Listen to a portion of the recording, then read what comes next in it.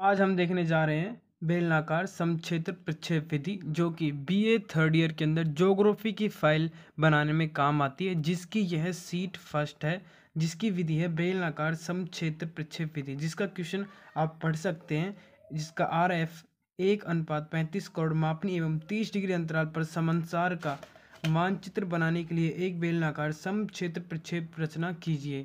इसकी जो कैलकुलेशन है वो ये है, और जो डायग्राम बनेगा वो कुछ इस तरह का बनेगा, जो कि आप देख सकते हैं। ये देखिए, जो डायग्राम बनेगा वो इस तरह का बनेगा। ये किस तरह बनेगा, तो चलिए आइए देखते हैं वीडियो में किस तरह से बनेगा। आसानी से समझाऊंगा, डिटेल के साथ समझाऊंगा, एक एक चीज़ समझाऊंगा। वीडियो में अंत तक बनी रहेगा। सबसे पहले अगर आप नए हैं तो चैनल को सब्सक्राइब कर ले, वीडियो को शेयर करें अपने दोस्तों के साथ भी, और वीडियो को लाइक भी कर लें। तो चलिए स्टार्ट करते हैं। देखिए, सबसे पहले डायग्राम बनाने के लिए हमें एक सिंपल रेखा खींचनी है। इसकी साइज, वैसे तो इसकी हाइट जो रहेगी वो हमारे क्वेश्चन में मैंने आपको बताई थी 1.81 रहेगी, 1.81 रहेगी वैसे तो, पर इसकी कोई बात नहीं, इसे हम अपने हिसाब से भी खींच सकते हैं, बड़ी या फिर लंबी। क्योंकि अब हमें सबसे पहले जो काम करना है, ये जो 181 सेंटीमीटर आया था, ये आया था हमारा, देखिए आप पढ़ सकते हैं, तो लघुकृत यानी लघुकृत गोले का अर्धव्यास आया था। यानी कि हमारे जो हम एक छोटे का ग्लोब मान रहे हैं, और उस ग्लोब का जो अर्धव्यास यानी जो त्रिज्या आई थी वो आई थी 1.81 सेंटीमीटर। इसलिए हम 1.81 सेंटीमीटर का एक चाप भरेंगे प्रकाल में, कुछ इस तरह से। 1 सेंटीमीटर हो गया। उसके बाद में 8 पॉइंट्स और आपको गिनने हैं, 5 के बाद 6 7 8 पॉइंट्स गिनने हैं। अब 81 का तो 1.8 ही रहेगा, इसलिए इसको थोड़ा सावधानी से खींचें। ये हमने 1.81 का चाप खींच लिया है। इसे आप अपने बीच में कहीं भी सेंटर, इस रेखा पर कहीं भी रख दीजिए, अभी कोई अनुमान फिक्स नहीं रखना है। उसके बाद में सब आपको एक चाप खींचना है, कुछ इस तरह से देख सकते हैं आप, आराम से खींच देगा, कोई जल्दीबाजी नहीं, ठीक है। इसके बाद में जो रेखा आपने आगे एक्स्ट्रा आई हैं, इन्हें रबर से मिटा दिया गया। अब सेकंड जो चीज़ आती है वो आती है हमें इसके त्रिज्या, यहाँ पे जो हम खींचेंगे, ये यहाँ पे जो खींचेंगे हम, क्या अक्षांश रेखा, उसकी लंबाई कितनी रखनी है। क्योंकि हमें एक यहाँ पे एक, यूँ मान लीजिए चौकोर टाइप में हमें एक अक्षांश और देशांतर रेखा का टाइप का हमें ग्लोब दर्शाना है। तो उसके लिए हमने अक्षांश रेखा के लिए अब हमें दूरी तो देखनी पड़ेगी, भाई कितनी दूरी तक हम अक्षांश रेखा दर्शाएं। तो उसके लिए जो हमने जो देखा था, ये देखिए भूमध्य रेखा की लंबाई, देखिए ये रहा था भूमध्य रेखा की लंबाई, वो आई थी हमारी 11.37। इसलिए हम सेट स्क्वायर की सहायता से, या फिर आप प्रकाल से भी खींच सकते हैं। अब हम सेट स्क्वायर की सहायता से 11.37 की हम रेखा खींचेंगे। कहाँ से खींचनी है, केंद्र बिंदु से, जो कि हमने प्रकाल रखा था 11.37 की खींचनी है, ठीक है। देखिए इस तरह खींचनी, मैं बताता हूँ आपको, यहाँ से खींचनी है, ये तो हमारी त्रिज्या हो जाएगी। अब यहाँ से हमें 11.37 की खींचनी है, तो इसलिए थोड़ा सा इसको मैं नीचे कर रहा हूँ। अब हमारी 11.37 की रेखा आ जाएगी। 1 2 3 4 5 6 7 8 9 10 11 37 लेनी है। तो जब आपने 11 सेंटीमीटर ले लेते हैं, उसके बाद में 1 2 3 डंडे और ले लीजिए, और 3 से थोड़ा सा हल्का आप एक्स्ट्रा रख सकते हैं, बस हल्का सा रखना है, क्योंकि 7 पे नहीं पहुंचना है। 3 हमारा यहाँ पे आ गया। ये 3 हमने 11.37 की रेखा खींच ली है। कौन सी रेखा खींची, ये थी हमारी भूमध्य रेखा। ये देख सकते हैं 11.37 की हमने भूमध्य रेखा खींच ली। अब करना क्या है, और ये याद रखिएगा, फिर से पूछ लो, कोई पूछ रहे तो भाई चाप कितने का कटा है, तो मैं बता दूं फिर से 1.81 का कटा है। अब हमने भूमध्य रेखा तो खींच ली, ये 0 डिग्री होती है, याद रखिएगा, 0 डिग्री में लिख दूंगा लास्ट में।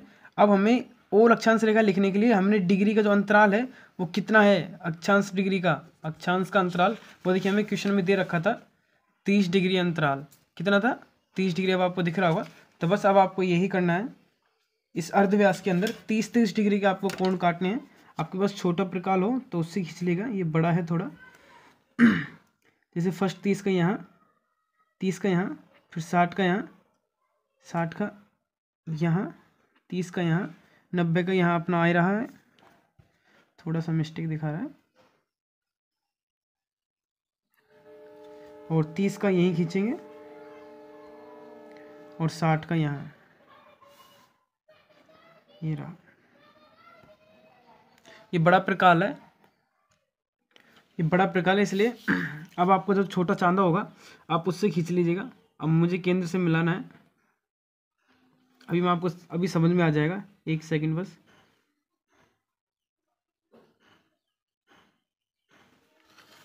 जैसे ही मैं इसे ड्रॉ कर दूंगा तो आपको खुद ब खुद समझ आ जाएगा ये किस तरह बना है। हमें कुछ नहीं करना, बस 30-30 डिग्री के अंतराल में हमें कोण बनाने हैं इसमें। आपके पास छोटा चांदा होगा तो उसे डायरेक्ट यहाँ पे रख के आप यहाँ पे लगा लीजिएगा।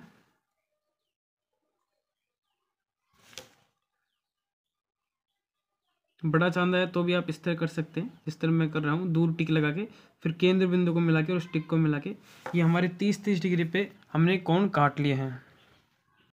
अब जो हमारी नेक्स्ट प्रोसेस रहेगी वह यह रहेगी कि अक्षांश रेखा तो हम इस तरह खींच देंगे, लेकिन जो देशांतर खींचेंगे इस पे इस तरह, उनकी जो अंतराल है वो कितना होगा, यानी इस भूमध्य रेखा पर हमें अक्षांश रेखा भी दर्शानी है, वो कुछ इस तरह से। तो वो कितने उनका अंतराल है उसके लिए आप देखें 0.94 सेंटीमीटर आया था हमारा।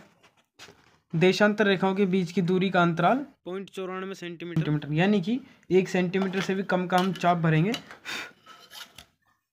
एक जो चाप है हमारा वो 1.94 का है, तो ये पूरा ही 1.90 बैठ रहा है, अधिक से अधिक भी। अगर इसे पूरा बंद कर दूँ तब भी इतना ही बैठ रहा है। चलिए ठीक है जितना भी। अब आपको चाप देखिए कहाँ से काटना है। चाप आपको काटना है यहाँ से। अब इसमें कितने चाप काटने हैं तो वो आप अंदाजा लगा सकते हैं। 360 डिग्री में 30 का भाग देंगे जब आप, आपके पास 12 आंसर आएंगे, तो हमें 12 ही चाप काटने हैं।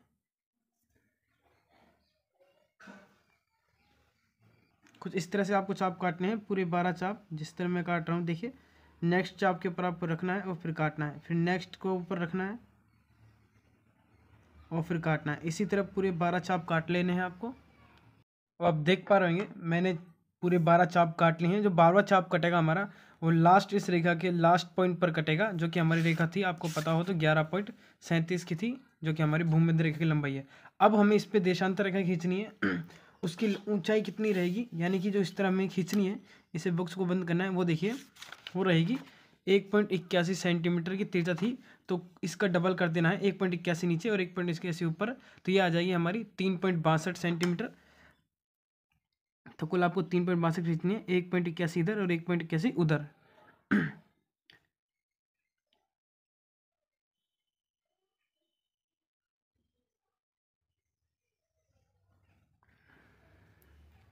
इधर भी ऐसे ही खींचेंगे 1 सेंटीमीटर, फिर 1 2 5 6 7 8 तक खींच लेंगे आप, और हल्का सा बढ़ा देंगे, क्योंकि पॉइंट का जो डिफरेंस होता है वो हल्का हल्का सा होता है बस।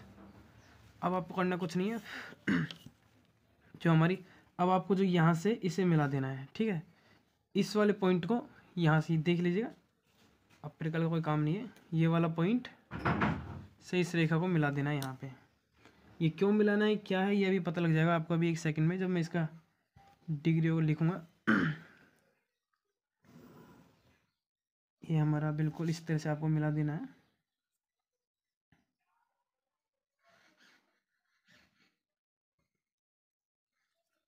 आराम से मिलाएगा, ज़्यादा जल्दीबाजी नहीं करना।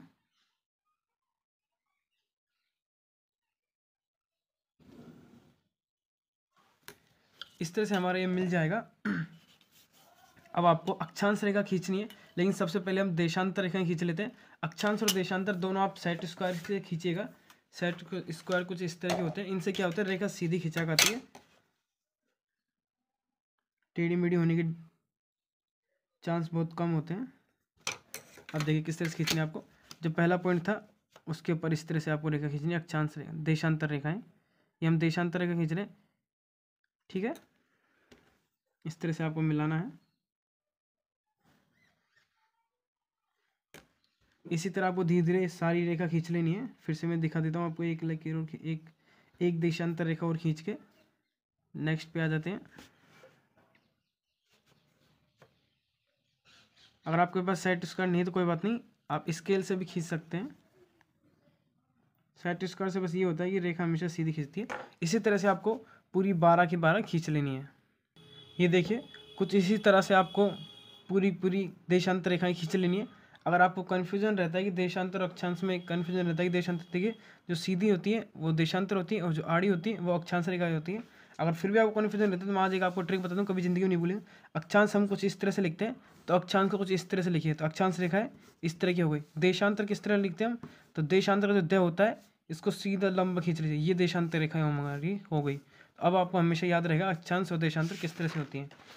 अब हमारा जो नेक्स्ट पार्ट है, सबसे पहले इन पे आप मान लिख दीजिए। देखिए अब हमें सबसे पहले अक्षांश रेखाओं को खींच लेना है, वो भी इसी तरह से, क्योंकि ये हमारी भूमध्य रेखा है, 0 डिग्री है। ये कितनी है, 0 डिग्री। अब 30 यहाँ, 60 यहाँ और 90 यहाँ है। यह कितनी है, यह है 90 डिग्री है। कितनी है, 90 डिग्री। और ये भी 90 डिग्री है।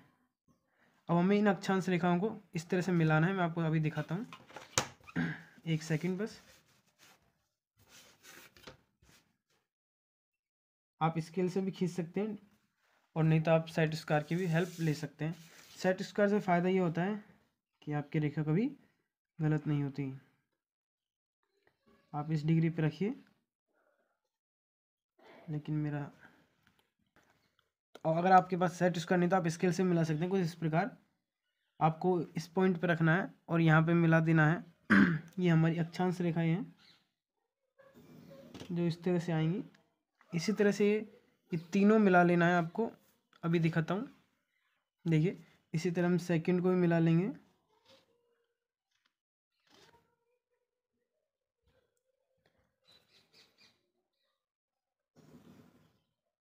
इस सेकंड भी हमारी मिल गई, इसी तरह थर्ड हमारी मिली हुई है। इसी तरह इन दोनों को भी हम यहाँ पे मिला लेंगे। ये देखिए इससे भी हम इसी तरह मिला लेंगे जिस तरह वो मिलाई थी इससे, और इसी को भी इसी तरह मिला लेंगे, इसी तरह से मिला लेंगे। तो ये हो गया हमारा। यहाँ पे आ जाएगी हमारी 30 डिग्री अक्षांश रेखा, ये हमारी 60 डिग्री अक्षांश रेखा। इसी तरह यहाँ पे भी 30 डिग्री और ये हमारी 60 डिग्री, ये 60, ये 90, ये 60, ये 30। तो ये हो गई हमारा डायग्राम कंप्लीट। अब इसे हमें देशांतर भी दर्शानी है। अब जिस तरह हमने अक्षांश रेखा का डिग्री दर्शाई है, उसी तरह हमें देशांतर को भी दर्शाना है। जो बीच वाली मिडिल हो जाएगी वो हो जाएगी 0 डिग्री, फिर 30, 60, 30 तो 90, 150, सॉरी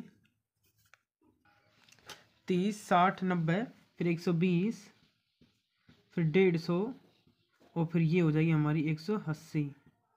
इसी तरह इधर भी 30, 60, 90, 120, 150 और 180 डिग्री, जो कि हमारी देशांतर रेखा होती है। तो इसी तरह आपको ये डिग्रियाँ नाप लेनी है, 30, 60, 90, 120, 150। अब ये हमारा डायग्राम कंप्लीट हो चुका है। अब आपको इसमें कुछ भी अन्यथा करने की जरूरत नहीं है, बस आप अपने इरेजर से एक तो इन रेखाओं को मिटा दीजिए और एक इसे मिटा दीजिए। ये हमारा डायग्राम पूरा कंप्लीट हो चुका है, जिस विधि का नाम है समक्षेत्र प्रक्षेप विधि। इसी तरह आपको करनी है, इसी तरह आपको चित्र बनाना है। हाँ एक बात और, आप यहाँ पे जैसे हमने डिग्री का जो नाप है वो यहाँ पे लिख दी है। और सेकंड चीज़, यहाँ पे आपको लिखना है RF, जो कि आपने लिया, जितना भी RF लिया रखा है आपने 1:35 करोड़। हमने क्वेश्चन में लिया था 1:35 करोड़ RF, यही RF आपको यहाँ लिखना है। तो धन्यवाद, मिलते हैं नेक्स्ट वीडियो में। आई होप आपको समझ आ गया होगा। अगर कोई चीज़ नहीं समझ आए तो मेरे को कमेंट करें, अगर वीडियो अच्छी लगी हो तो प्लीज़ लाइक करें, चैनल को सब्सक्राइब करें। मिलते हैं नेक्स्ट सीट के साथ, नेक्स्ट वीडियो के साथ इसी चैनल पर। धन्यवाद।